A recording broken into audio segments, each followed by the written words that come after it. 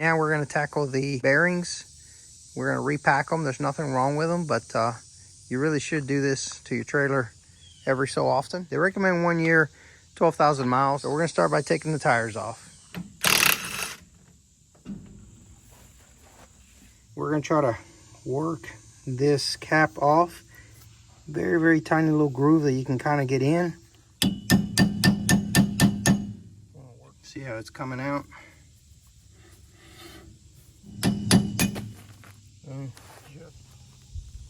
Now, at this point, you have a cotter pin we're going to take out. And in theory, since the nut is not super tight, you don't want it working its way out. And that's where this pin comes in handy. But you should be able to just turn it. It's simple. Now, at this point, you're ready to take this whole drum off, and that'll help take these bearings out, which are going to fall out. Just try to kind of watch out. But in order to take this drum off, the brakes are going to be a little tighter. We're going to have to kind of decrease the pressure that the brakes have and actually bring them in so the drum comes off easier. I'll show you how to do that. Now, we're going to come back here to the back of this drum.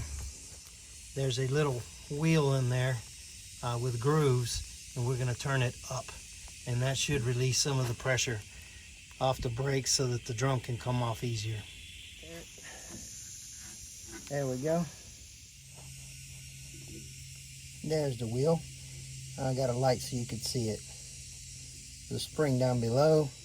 Anyway, you'll turn that wheel, goes up, loosens it, down would tighten it. You just kind of engage it with the screwdriver and literally pop it up. We'll do a couple of clicks. There we go. Should theoretically come off easier. Sure enough, it's coming out. And as I do, the bearing, the outer bearing, is coming out with it.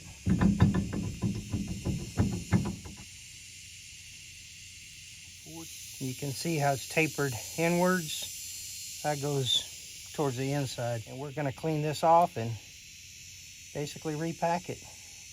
Unless we see any damage. Usually damage would be one of these missing or very wobbly, or if you see blue steel, that means it's got super, super hot. This looks pretty good so far. No grooves or scratches. Now I just cleaned it off camera just to kind of inspect the spindle. There's no grooves or anything look wrong with it here. This looks good. So we'll definitely be okay there. Now, where the outer bearing came out, you see that metal sleeve right there? That metal sleeve right there is the race. It's basically no more than a metal sleeve that goes in. If that's got any gouges or grooves, then you'll have to replace that. Basically, you carefully tap it out. Now on the other side, the inside of the drum, you got a seal. And a bearing comes, the inner bearing, and there's a race around it as well. Seal puller. It basically gives you good leverage to put it in and just gently work your way around. It's getting damaged as it's coming out, so if you do this job, you'll definitely need a new seal. And that's it right there, but it got all bent to pieces. But like I said, it's worth it. Spend a little now, do it right here at home rather than on the side of the road.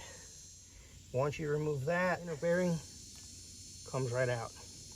And again, they're kind of coned in, goes to the center. So the cones go to the inside. And they are different.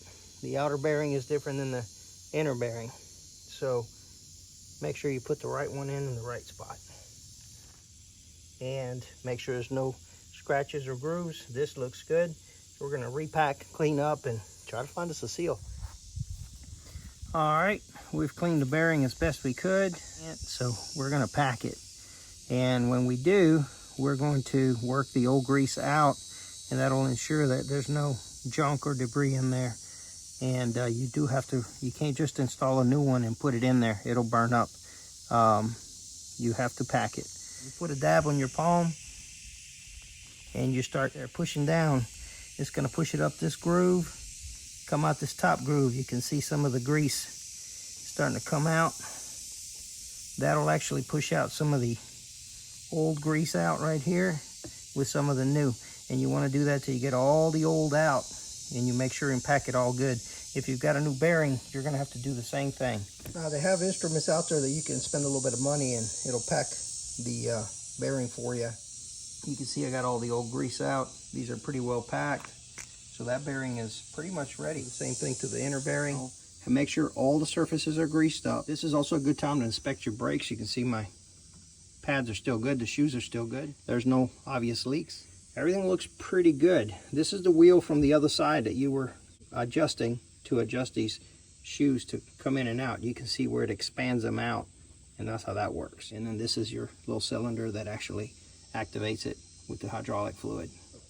You definitely want to use gloves if you're going to pack it the way I did. Pretty messy. And already slapped some grease on that. The bearings are packed. We just need to put everything back together. All right, the drum is all clean. We sprayed it down. We're going to go ahead and put a bit of grease all around and coat the whole inside. Both middle, the races, just kind of put a good generous portion of grease all around. The inside is coated, and between the races, it creates a little kind of groove. I just basically covered it all in grease and kind of made it even as best I could. So I don't go crazy with it as far as amounts, but we coat everything and then kind of put a layer in the middle between the two races. And these are the races. They're by Timken. The smaller race is 14276. The larger one is 25520. The bearings are, one is by Timken 25580. The other one is by Napa 14125-A. The smaller one is the outer.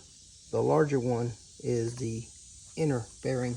And then the seal, also by Napa, is 22532.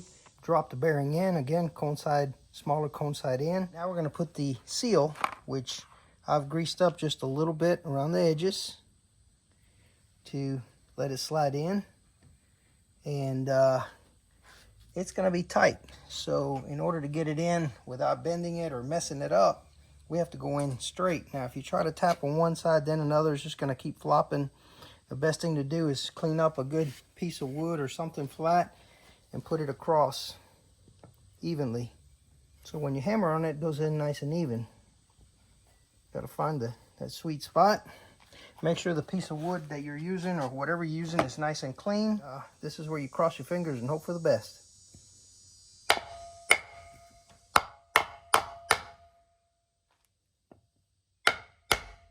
Now we can tap it nice and slow all around and get it seated.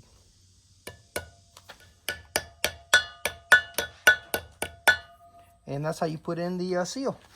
So now we got the inner bearing and the seal put back together. Carefully put it back in.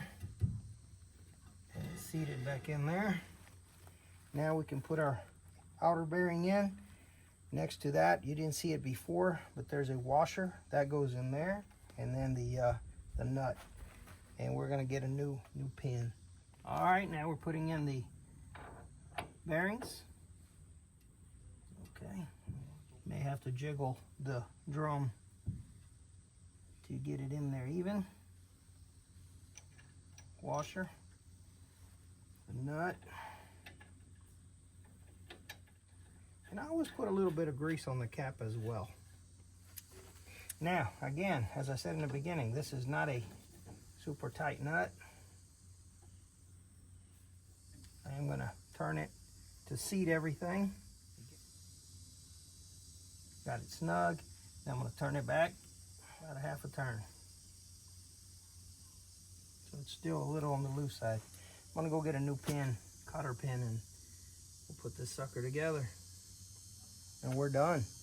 That's all you need to do to change your bearings, your races, or for that matter, just to maintain. Same process, same procedure. Same thing on the other side. Now, you will have to adjust the brakes again because remember, we loosened to get this drum off. But then you'll take it out for a test drive. You always want to make sure when you drive that your hubs are going to get a little warm, especially if it's hot outside, and just the friction of everything turning.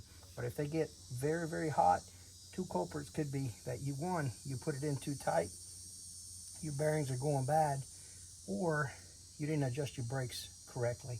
That will also get this area hot. So watch out for that. Every time I take a trip regardless, I always feel the hubs every now and then. It's a good practice. And that's it, guys. I'm gonna put the cap back on. I'm waiting for it to dry since I painted it.